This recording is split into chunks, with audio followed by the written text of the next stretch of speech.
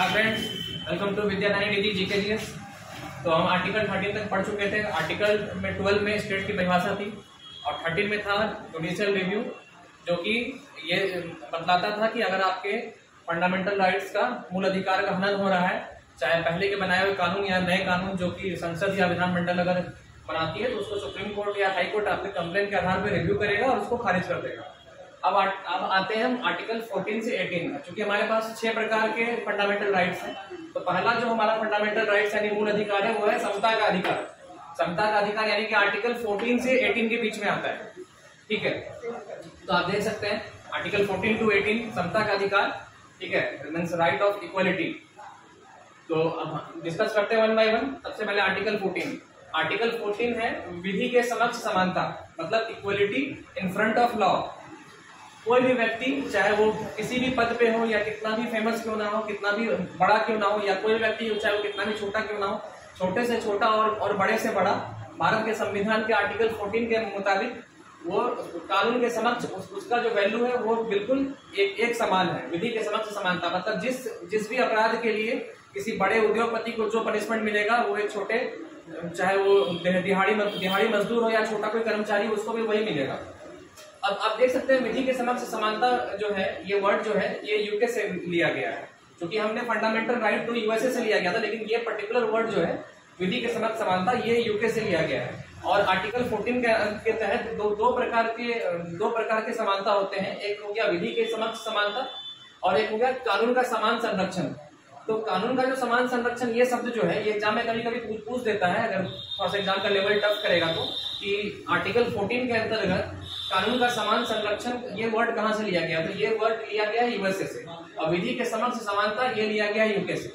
और इसका मतलब हो गया कि लॉ के इन फ्रंट ऑफ लॉ के सामने सभी लोग इक्वल हैं, बराबर हैं। और ये कानून का समान संरक्षण, इसका मतलब ये हुआ कि व्यक्ति को उसके एज के हिसाब से, या फिर जैसे कि भारत में महिलाओं को फांसी नहीं होती है, या जिस अपराध के लिए जिस 5 साल के या 10 साल के बच्चे को जो पनिशमेंट मिलेगा, वो 18 साल के वयस्क को वो नहीं मिलेगा, कुछ अलग मिलेगा।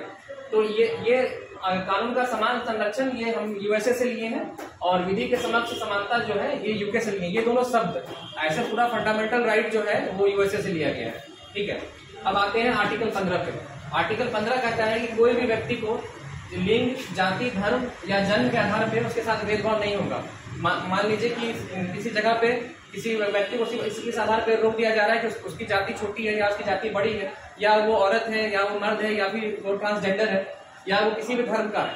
तो भारत के संविधान आर्टिकल 15 में ये बताया गया है किसी व्यक्ति को लिंग, जाति, धर्म या उसका जन्म अगर किसी स्थान पे हुआ है, और ऐसा कहीं आप नहीं कर सकते हैं कि वहां के जन्मे व्यक्ति को वहां पे जाने से रोके या फिर वहां पे काम करने से रोके। तो आर्टिकल 15 के तहत लिंग, जाति या धर्म के आधार पे और या जन्म के आधार पर किसी के साथ कोई भेदभाव नहीं होगा। अब हम आते हैं आर्टिकल 16। आर्टिकल 16 यह कहता है कि लोक नियोजन में समानता।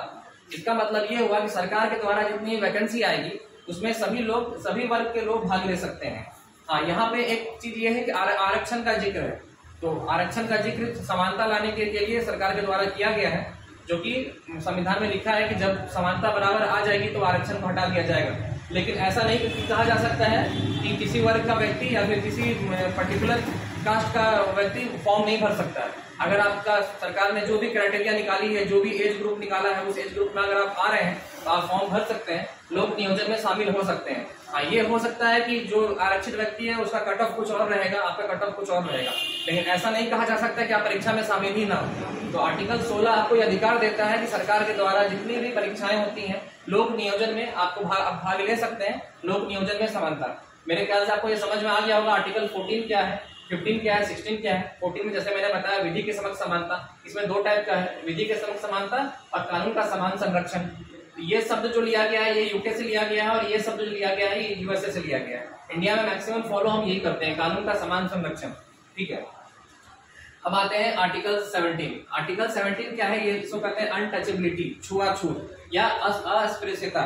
अब ये 3 शब्द है, एग्जाम में कभी कभी पूछ सकता है अस्पृश्यता किस आर्टिकल के अंदर में आता है, तो आर्टिकल 17, या फिर अनटचेबिलिटी आर्टिकल 17, छुआछूत। अब किसी को मंदिर जाने से पहले आप देखते होंगे पहले जमाने में रोक दिया जाता था कि कोई छोटी जाति का है, या फिर किसी छोटी जाति के लोगों को किसी कुएं से पानी भरने नहीं दिया जाता था, छुआछूत का था।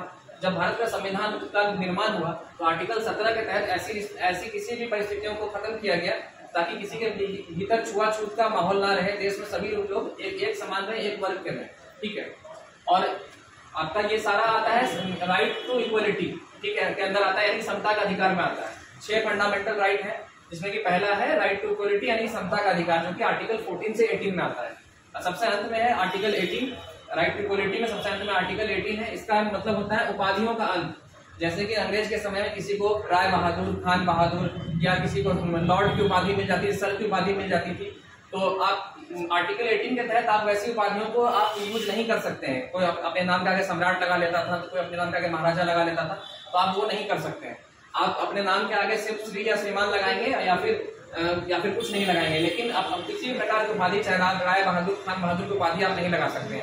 अगर आप ऐसा लगाएंगे तो अगर आपके ऊपर कंप्लेन होगा तो आप फंडामेंटल राइट के आधार पर सुप्रीम कोर्ट या हाई कोर्ट आपके ऊपर संज्ञान ले सकता है। लेकिन इसमें एक एक्सेप्शनल है, जैसे कोई व्यक्ति अगर डॉक्टर है या कोई व्यक्ति प्रोफेसर है या कोई व्यक्ति अगर इंजीनियर है, तो वो अपने नाम के आगे जीवन भर डॉक्टर, प्रोफेसर या इंजीनियर लगा सकता है। वैसे ही डिफेंस के लोग जब नौकरी में नहीं भी रहते हैं, जब उनकी सेवा समाप्त हो जाती है, तब भी वो अपने नाम के आगे यूज कर सकते हैं। यहाँ एक्सेप्शनल, या मैंने एक्सेप्शनल में जिक्र किया, जैसे कि लेफ्टिनेंट है, कोई कर्नल है, जैसे कि आपने एक मूवी में भी देखा था, ब्रिगेडियर था, ब्रिगेडियर सुखदेव सिंह, तो वो अपने नाम के आगे कोई भी लगा सकता है जो भी डिफेंस से रिलेटेड पर्सन है। डॉक्टर है, डॉक्टर चाहे तो लाइफ टाइम, जब तक उनके डॉक्टर की डिग्री है तब तक वो लगा सकते हैं, और प्रोफेसर भी लाइफ टाइम लगा सकते हैं। ऐसे जो भी एजुकेशन बैकग्राउंड से रिलेटेड जैसे इंजीनियर हो गए, वो लोग लाइफ टाइम यूज कर सकते हैं। तो ये था आपका आर्टिकल 14 से 18। 14 था विधि की समक्ष समानता, जिसको क्या हम कानून का समान संरक्षण भी कहते हैं। 15 था लिंग जाति धर्म के आधार पर कोई भेद नहीं। 16 है लोक नियोजन में समानता। 17 है अस्पृश्यता यानी अनटचेबिलिटी का अंत, और 18 है उपाधियों का अंत। तो ये था आपका समता का अधिकार, आर्टिकल 14 से 18। नेक्स्ट पढ़ेंगे हम आर्टिकल 19, जो कि है हमारा स्वतंत्रता का अधिकार, right to freedom. Thank you.